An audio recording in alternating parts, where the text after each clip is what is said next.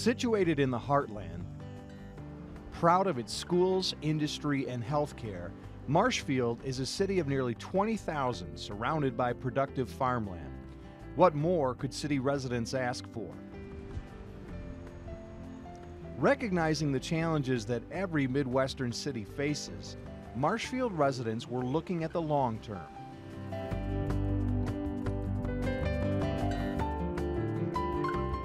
Marty Anderson was on the city council when he caught sight of a vision of what Marshfield could be. What got us started in Marshfield in relation to sustainability was, it started back in 2005, and I happened to be listening to Wisconsin Public Radio, and they were interviewing Mary Raywald. Mary Raywald is a Common Council member in the city of Ashland. And as I was listening to Mary, one of the questions that the radio announcer asked her was, why did you get this started in Ashland? And her words still stick with me to this day. And her words are, if it's not me, then who? And if it's not now, then when? And I really took those words to heart. And I was on the Common Council here in Marshfield at that point in time. And I said, well, maybe it's me, and maybe now is the time for Marshfield. An eco-municipality, to me, is really a local unit of government that's decided to move in the direction of sustainability. And really, the reason I think that communities move in that direction is to be an outward example of what sustainability means to the rest of the citizens.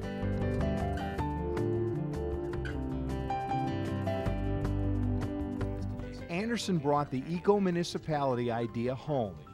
His fellow city council members saw it as a concept worth investigating. So what I did is I sat down and I talked with the city administrator, and we had a great conversation about it. Actually, it ended up being a 2-hour conversation about sustainability and how we could implement it in the city of Marshfield. And we brought that then to the Common Council for discussion about becoming an eco-municipality. And at that point in time, that's when the Common Council decided to implement an exploratory committee. And our exploratory committee was made up of about 20 to 25 members of the community, of the business community, and also Common Council members. If we have the education portion at the beginning of the meeting, that should work out. And it was at this point that community resource development educators Peter Manley and Mary Clues and specialist Sherry Gruder became involved. They designed a process for the committee to learn about possible options and suggest a starting point for Marshfield to create a sustainable community. The city administrator had been involved with Extension in the past and had attended workshops.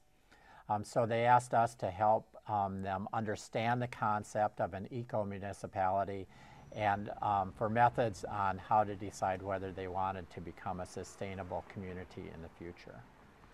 Our main goals were for them to make an informed decision by learning about the concepts, and then also work together as a community, as representative citizens in making decisions for their community in the future. The Sustainable Marshfield Committee, as they investigated this concept of eco-municipality, they learned the natural step as a process for planning and decision-making, a new way really of kind of viewing the world. But that's just on the surface. Because of the diversity of the committee members and the conversation that they allowed themselves to have over months, they really were able to reaffirm with each other the values that they shared. They really learned much more about community priorities. And they also learned about the steps that the city of Marshfield had already taken to become more sustainable.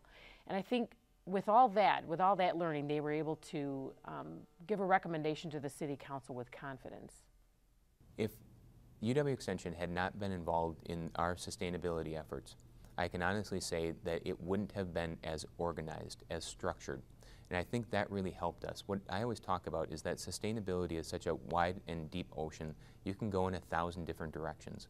But what UW Extension allowed us to do, they facilitated our sessions so that it brought us to a consensus as to what we should be focusing in on. We spent about a year evaluating the concept of becoming an eco-municipality. And in February of 2007, we brought our final report back to the council and our recommendation of becoming an eco-municipality, and it was unanimously accepted on the Common Council at that point in time. In following the recommendation of the committee, the Common Council passed a resolution that endorsed 4 sustainability guidelines. Reduce dependence upon fossil fuels and extracted underground metals and minerals. Reduce dependence on chemicals and other manufactured substances that can accumulate in nature. Reduce dependence on activities that harm life-sustaining ecosystems. And meet the hierarchy of present and future human needs fairly and efficiently. The Sustainable Marshfield Committee now regularly advises the Common Council and Mayor on sustainable practices. For example, the committee recommended that the new fire station be built to greener standards to address all 4 sustainability guidelines. Some of the green design features of the building include the geothermal system that we have here. We have 22 geothermal wells. They're 300 feet deep each. We have white roof membrane, so we minimize the opportunity for heat island effect.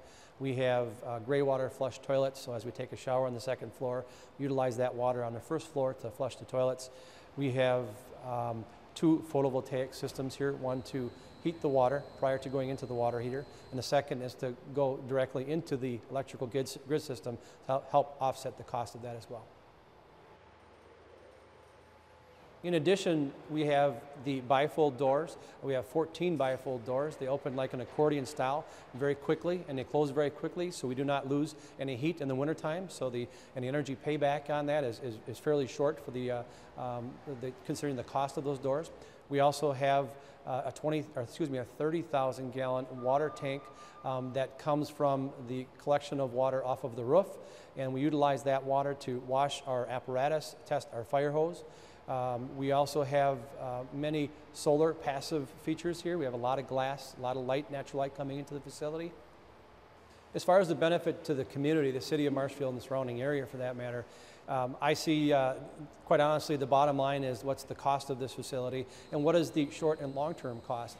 We anticipate the energy savings or the energy costs for this facility about going to be equal to or perhaps less than of our old facility, which is about 1/3 the size of this new facility. In an effort to reduce its dependence on fossil fuels, Marshfield Utilities makes energy conservation a priority. Jim Benson, Energy and Water Conservation Coordinator, is responsible for auditing energy use for the utility's customers. In 2009, our utility customers saved a total of 4 million kilowatt hours of electricity. That's huge. And on top of that, they also received $435,000 of incentives through Focus on Energy, who take care of our rebate programs for us. That's tremendous. And that's monies that came back to our community. And that's what it's about, our community. We're taking our part in the sustainability aspect with our future purchases of bucket trucks. They're the hybrid bucket trucks. The current hybrid that we have now is, we didn't just get it because of the green factor, if you will, but we did it because of safety issues.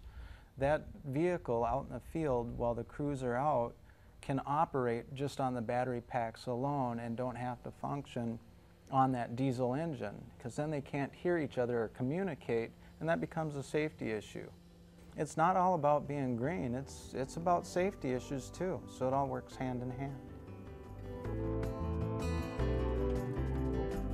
The Sustainable Marshfield Committee supports a community gardening initiative that helps city residents reduce their dependence upon manufactured substances and provides them with fresh produce. I felt like this was a perfect way to educate people on what their sources of their food was and how it's produced, and really be an educational opportunity so that they got a closer feeling for what they're eating and where it comes from, and how that really provides for their well-being. Community gardens also help reduce dependence upon fossil fuels. The idea of hydrocarbon emissions and reducing that by growing local food is really significant because of the idea that if we can grow food locally, we really cut down on a lot of transportation costs. So people become aware of those kinds of issues, and through gardening, it's really helped them understand those kinds of things. We've expanded this project. It's more than doubled in a 2-year period. So we started out with 36 plots here at this site. We've now expanded to another church site and a daycare facility locally, and also a high school in the surrounding community of Granton. So all of those community garden activities have originated with the effort that was started here. Sustainable Marshfield committee members are focused on the city's journey towards sustainability as a process, not a destination. The next steps for Marshfield, one of the things that we do that has been very successful for us is that we do twice annually planning sessions. What that allows us to really do is to focus in on the priorities that we want to accomplish over the next 6 months. And I think it's been one of the keys to the success of the Sustainable Marshfield Committee over the past 2 years. I think that the future of the committee at this point is to involve the community as a whole and the citizenry. There's a lot of misconceptions as to what is sustainability and what can I do as an individual member of the community to make my lifestyle more sustainable. And I think that in the future, the activities that the committee undertakes will be activities that are educational primarily. One of the other things that we think is absolutely critical to the success of sustainability and the eco-municipality concept in Marshfield is to train city staff on the natural step framework. What we really want to do is bake sustainability in at the day-to-day level of city operations. At some point in time, it'd be great if we didn't have to have a Sustainable Marshfield Committee, that the natural step framework is so ingrained in day-to-day city operations that we don't need to exist anymore.